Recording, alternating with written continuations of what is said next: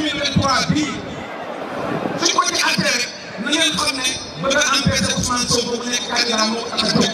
parce que borom Touba Bakal lay laaj ma ngi lay wax. waaw loolu nag ma ne loolu nag bis bu ngeen déggee ñu ne fii ak élection yi jàpp nañ kat Ousmane Sonko di ko àtte. na ñëpp ñëw Ndakaaru. Macky Sall ñi nga xam ne réew mii. waaw. ay sëti Serigne Touba fi nekk. réew mii ay sëti Mamadou Laye la fi nekk. réew mii sëti Lat Joor la fi nekk. réew mii sëti Ndiaye Ndiaye fi nekk.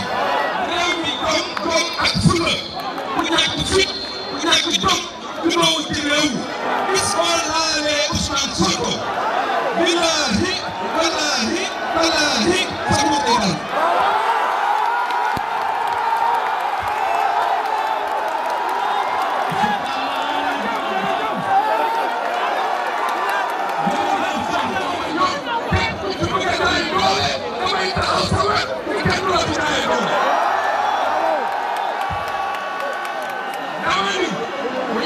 seen dossier tapale bi section de recherche sax war koo na génn ba ñëw day dem instruction kon nag seen tapale yi duñ ko nangu tey duñ ko nangu ëllëg Ousmane Sonko demul ak na du poussé suñu bëggee dem am nguur gu fi nekk nekkal fi France ak ay seen i jegeñaale ak seen bopp ñu gis discours bu bees ci président Ousmane Sonko bu bëgg a jooyal di wax réew mi tegaat ko ci yoon